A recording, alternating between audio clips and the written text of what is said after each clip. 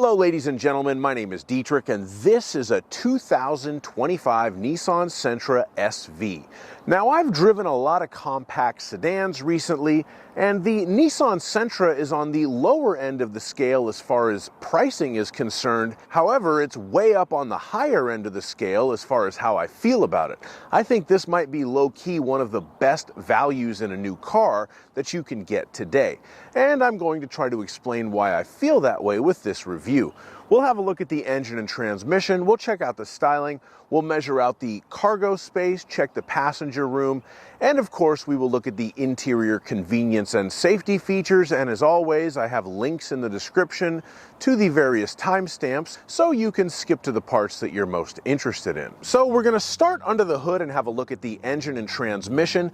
Nissan has always been kind of on the sportier end of the car makers, and when you drive this Sentra you certainly do get that feeling. However, the numbers are relatively underwhelming for the engine. What we are looking at here is a 2-liter non-turbo engine with 149 horsepower and 146 torque, and of course since it's a new Nissan it's hooked up to a CVT transmission. Those numbers and specs don't sound very impressive, but I assure you when you drive this car it definitely feels quicker than that. It is a lot more engaging to drive than say a base model 2025 Honda Civic LX, which I have driven, or a Corolla LE, which I've also driven for 2025. This car really feels a lot more substantial when you get it out on the road as far as the power, the steering's heavier. It is really nice to drive, and I will put a link to my POV test drive video in the description so you can check that out. Now, of course, this being a Nissan, it does have a CVT transmission. Nissan is in love with CVTs, and the internet mostly hates them. As for me, I'm fine with them. I think that they're fine transmissions for most day-to-day uses in a car like this. Notably, this car does not have paddle shifters to fake the gears on the CVT. It does that itself. But what it does have is a low gear setting right below drive on the console-mounted shifter. And when you put it in low, what that does is it tells the transmission to make the engine hold a higher RPM level. So this is useful for going uphill if you need a little bit more power going uphill, or coming back down the hill so you don't have to use your brakes as much, or driving on slippery, icy, snowy roads. I would also engage L for that, especially like going through a curve off throttle. It would just give you a little bit more traction due to compression braking. So it is nice that they at least give you that to have a little bit of driver control over what your CVT transmission is doing.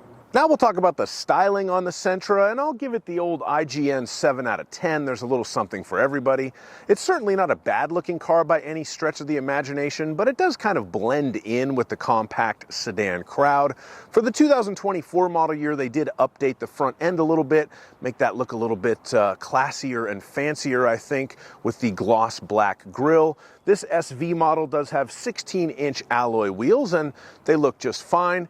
They also updated the headlights and the taillights to make those a little bit nicer last year. It should be noted the headlights are just plain old halogen reflector beam units, so they look a little cheap and chintzy compared to some of the competitors, but then again, this car has a lower price than some of the competitors, so hey, you gotta save money somewhere. All right, now we're gonna measure out the trunk space, so let's go ahead and open the trunk, get the laser tape measure and get to work. The length of the trunk from the back of the back seat to the rear of the trunk right here is 3 feet and 4 inches.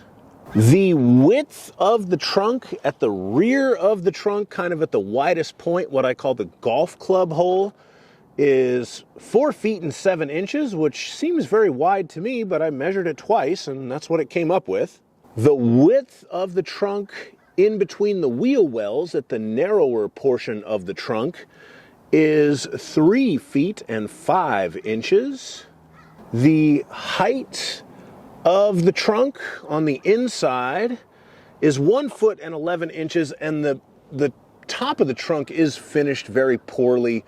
It's kind of primered and you can see some bare wires. There is a light, but hey, you know, it's a budget model and that's an okay place to cut costs on a vehicle with this sort of MSRP.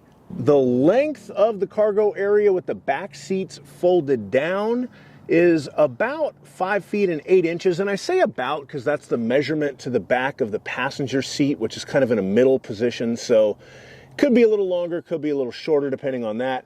There is, I don't know if the sun's cooperating with me, you can see it, a big hump in the cargo area. It's definitely not a flat load floor. So that's a little bit of a bummer, but if you need to put a long piece of cargo in there, you do have that opportunity.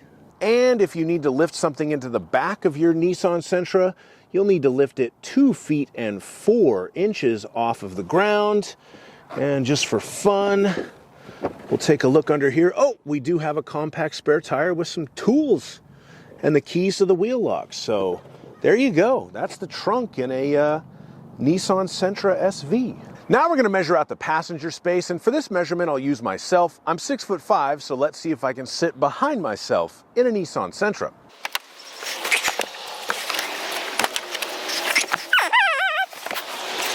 Okay, as we can see, the answer to this question is going to be pretty much. So I'm sitting in the front, I have enough knee room, I have enough headroom, everything's fine there. And then, if I move into the back seat,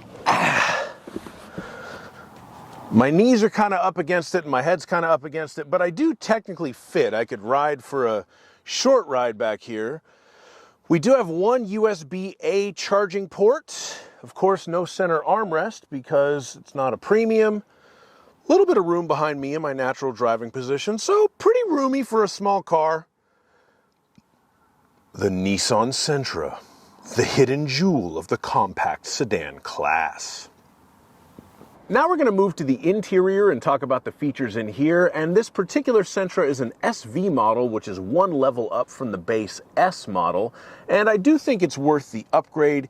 The SV is only $700 more than the base model, but you get the intelligent key with the push button start and the keyless access, so you can just leave the key in your pocket or your purse and push the button to lock or unlock the doors, and then you have push button start on the inside. We do get intelligent cruise control, so the car can maintain a distance from the car in front of you on the SV. We have the 7-inch advanced drive display, which is the screen in between the speedometer and the tachometer that shows you various bits of information and looks a little bit fancier than a base model. We have a wider range of color choices as well as access to a couple of different option packages. This particular car has one of those option packages, which is the cold weather package. For $670, we got heated front seats, a heated leather-wrapped steering wheel, heated outside mirrors, remote start on the intelligent key fob, so there's a button on there you can push and hold to start the car, and we have dual-zone automatic climate control. If you really want to be a stepper, you can pay an additional $2,620 for the SV Premium package, which would give you leather seats, a power driver's seat, 17-inch rims, surround view cameras, a premium Bose audio system, and a rear center armrest. Those are all very nice features, but you have to pop for the aforementioned cold weather package to get the premium package, so you'd end up with a pretty expensive Sentra SV there. Regardless of what Sentra you buy, even on a base model, you're still going to get Apple CarPlay and Android Auto, but you do have to plug it in with a cable to use it. That's a little bit of a bummer. I prefer wireless Android Auto, but overall this car is still a very good value. And when it comes to safety features, the good value continues. All new Sentras, even the base S model, come with Nissan's Safety Shield 360 as standard. So you have forward collision alert with automatic emergency braking that can detect pedestrians. You have a lane departure warning. You have driver attention alert just in case you're falling asleep. You have automatic high beams, blind spot monitoring with the little lights that are mounted inside of the door right by the rear view mirror, and parking sensors with rear automatic braking. This is a pretty crazy comprehensive suite of safety features to be provided as standard on such an inexpensive car, and I commend Nissan for building the Sentra this way. Thank you so much for watching my video on this 2025 Nissan Sentra. I really do enjoy driving this car. It's a very nice car to drive. I think the value on it is fantastic.